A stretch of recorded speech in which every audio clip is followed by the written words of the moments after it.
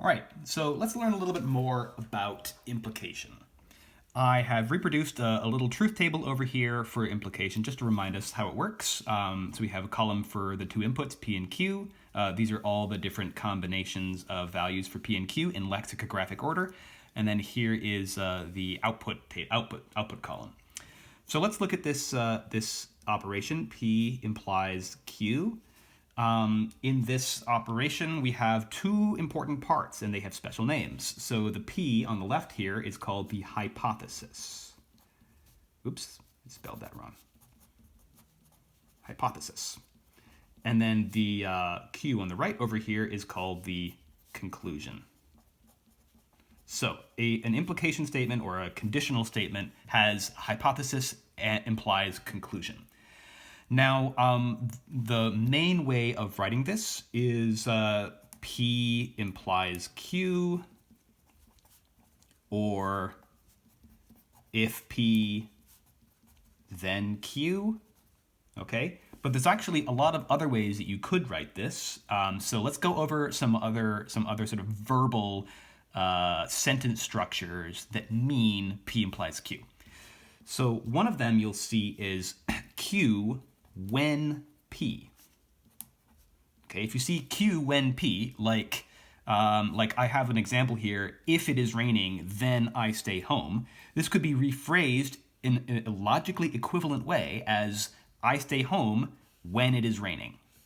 Okay, because in this sentence, it is raining is my hypothesis, and I stay home is my conclusion. So, I stay home when it is raining. That's like Q when P means P implies Q. Okay, there's two others here I want to mention. One is, and also, Q whenever P means the same thing. And you can also rephrase this as when P, comma, Q. And that means the same thing as well. Two others I want to go over. P is sufficient for Q. Essentially is like saying P is sufficient for Q means knowing P is true. That's sufficient knowledge to basically deduce that Q is true. P is sufficient for Q. It's enough to know that P is true, and that will guarantee that Q is true. P implies Q, in other words. But the other way is Q is necessary for P. Q is necessary for P. That also means that P implies Q. You see how it's sort of the other way around. Now, this one I think throws people off. Because saying Q is necessary for P makes it seem like there's a causality that Q causes P, right? I want to point this out because I don't want you to get confused with implication meaning and causality. Like they're not the same thing, okay? So if P then Q, P implies Q is not necessarily saying that P causes Q to happen, okay? And in fact, neither is this. This isn't saying that Q necessarily causes P. Maybe Q is one component necessary to make P happen, right? So maybe Q is part of what causes P to happen, but logically, what we can say to make logical deductions is that if we know P is true, then we can deduce that Q must have been true, because Q was necessary to make P true. I hope that's making sense. So that's what I'm getting at here is these all mean the same thing, right? And the last one in particular highlights how implication is not the same as like causality. It doesn't in the real world when one thing causes another thing, that's not the same as implication. In fact, often when that's the case, the logical implication goes the other direction. So, all right, wrap your head around that. That's important. So now let's talk about this idea of vacuous truth when the hypothesis is false. Let's go over again what vacuous truth is. Vacuous truth, by the way, comes from the word vacuum, because when something is like a vacuum is when you have absence, just like the absence of truth. Okay. So this is that P implies Q is going to be true whenever P is false. And that is regardless of the truth value of the conclusion, Q, in this case.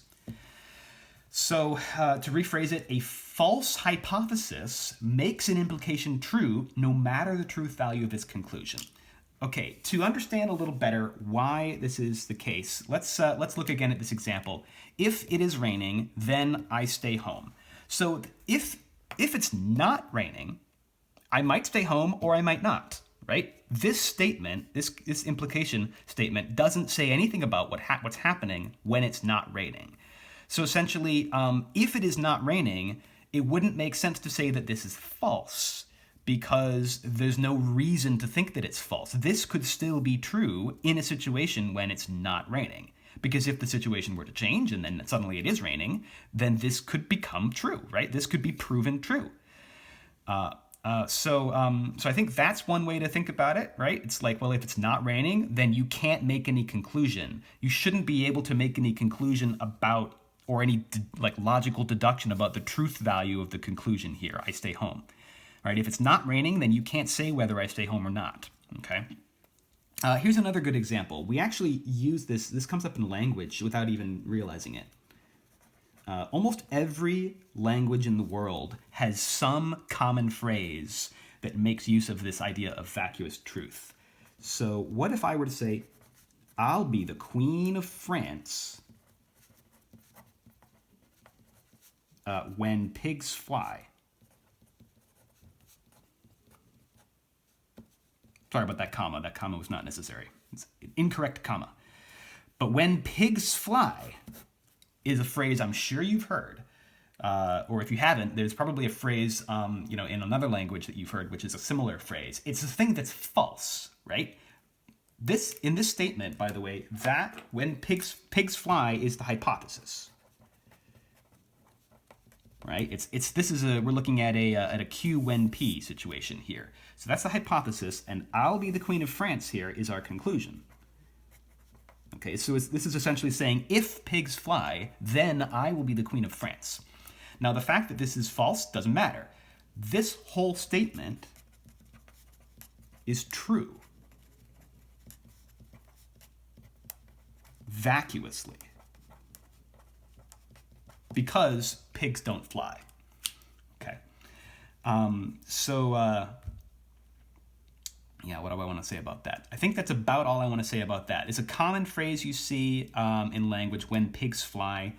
It is false, and therefore the statement is technically true, logically true, because you can't prove it false, because the hypothesis will never actually happen. Okay, so I hope that makes vacuous truth make a little bit more sense. This is probably something that is going to warrant more of an in-class discussion. So please, if you have questions about this, raise them when we meet, and we can discuss it, and I'll try to clarify the meaning a little bit more if I can. It is a bit of a hard thing to wrap your head around, though, and it's certainly something that not every system of logic really embraces, but classical logic essentially requires that we accept this idea of vacuous truth in order for everything to work out the way you would want it to work out.